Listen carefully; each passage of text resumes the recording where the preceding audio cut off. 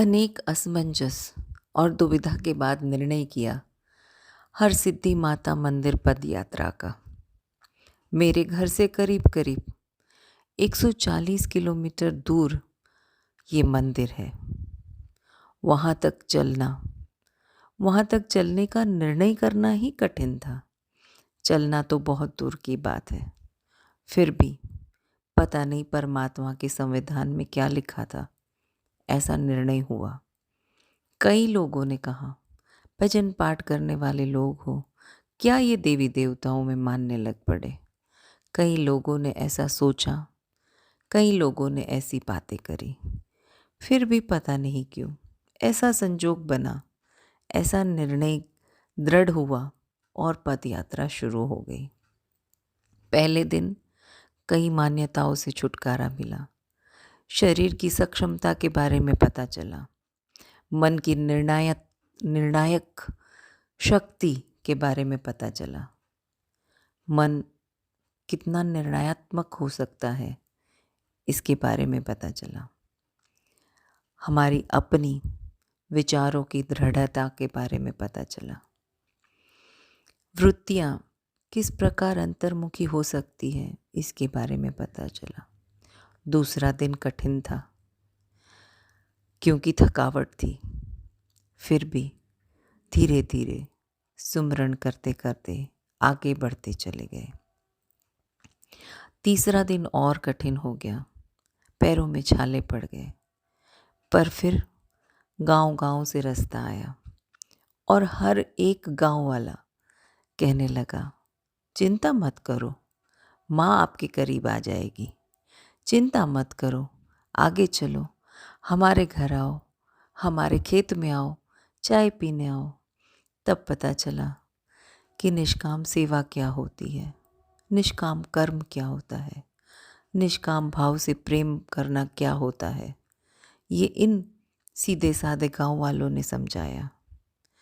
उस परमात्मा पे, उस जगत जननी पे, उस प्रकृति माता पे कैसे विश्वास करना है, ये हमें समझ में आने लगा। परमात्मा के संविधान को किस तरह से हर प्रकार से ग्रहण करना है, ये समझ में आया। बहुत बातें समझ में आने लगी। चौथे दिन आनंद आने लगा। कई बातों का रहस्य खुलने लगा।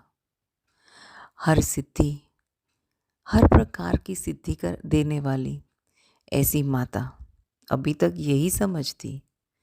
पर ब्रह्मा, हरि और हर महादेव को, हर शिव को कहते हैं। उस शिवत्व को प्रकट करने वाली जो शक्ति है, उसको हर सिद्धि कहते हैं। वो ज्ञान की शक्ति है। उस ज्ञान की शक्ति की आराधना करने चले थे हम। इसीलिए उस पद यात्रा का लक्ष्यार्थ समझ में आने लगा। सुमिरन और दृढ़ता से होने लगा।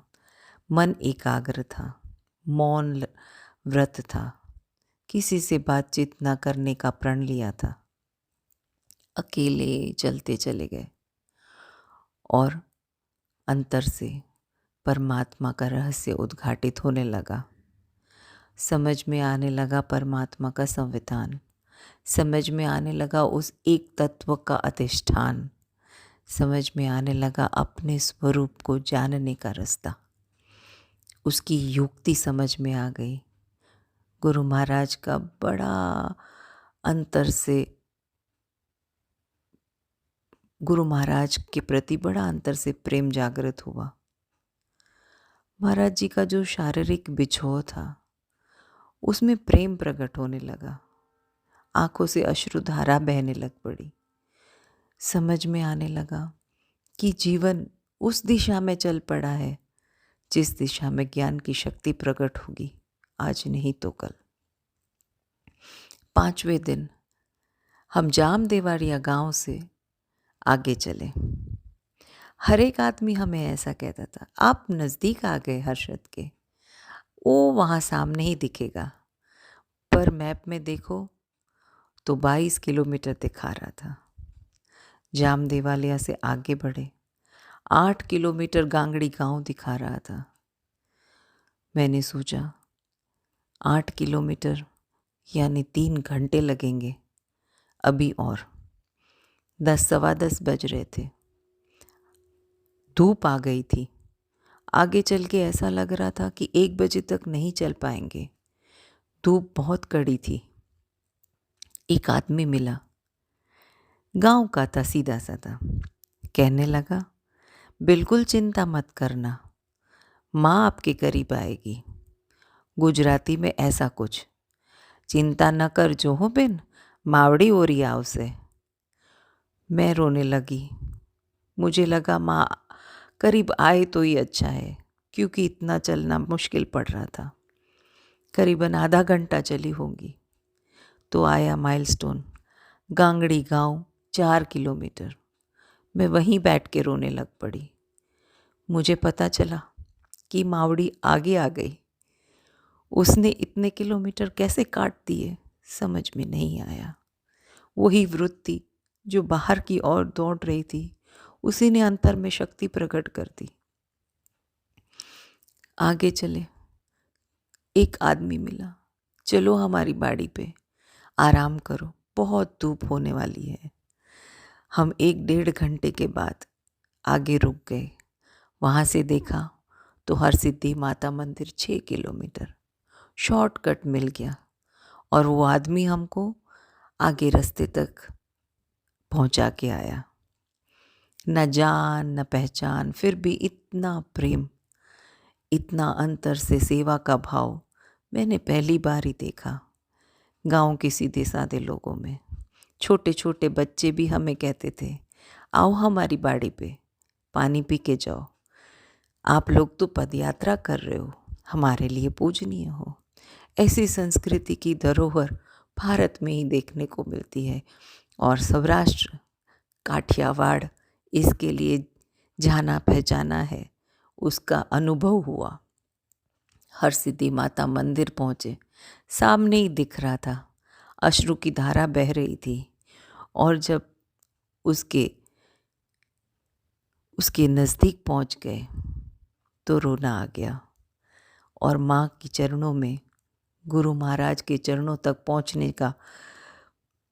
पहुँचने का आनंद मिला। ऐसा लगा मैं, स्वामी जी और ये माता सब एक ही स्वरूप है, एक ही शिवत्व का स्वरूप, एक ही तत्व है। और स्वामी जी बार बार एक श्लोक बोलते थे, ईश्वरो गुरुरात्मेति मूर्ति भेदा विभागिने। उसका अर्थ अंतर में प्रकट हो गया हो ऐसा लगने लगा। भक्त माल का जो प्रथम दोहा है, भक्त भक्ति भगवंत गुरु, चतुर नाम बपु एक, ये बात समझ में आई। भक्त हो चाहे भक्ति हो, चाहे भगवान हो और गुरु महाराज, सबके नाम अलग अलग है पर एक ही है। उस एकत्व का ऐसा लक्ष्यार्थ अंतर में दृढ़ हुआ कि समझ में नहीं आया कि जीवन ने किस दिशा में आगे पदार्पण कर लिया। खुशी मिली, आनंद मिला। हमने वहाँ पे विधिवत पूजा की और प्रार्थना की कि हमारा जीवन इसी लक्ष्यार्थ के साथ आगे बढ़े। जो मार्ग हमें गुरु महाराज ने दिखाया है, वो मार्ग हमसे कभी न छूटे, और हम इतने आगे बढ़ जाएं कि उसमें हम एकत्व को प्राप्त करें, पूर्णत्व को प्राप्त करें। ऐसी प्रार्थना करके वापस लौटे। घर पहुँचे तो ऐसा लग रहा था जैसे बरसों से जो आग लगी हो वो ठंडी हो गई। बरसों से जो अगन थी उसमें शीतलता आने लगी। अंतर से एक ऐसी पुलक लगी, ऐसी खुशी मिली कि नाचने को मन कर रहा था। इतनी थकावट होने के बाद भी रात को घर आके मैंने नाचा स्वामी जी की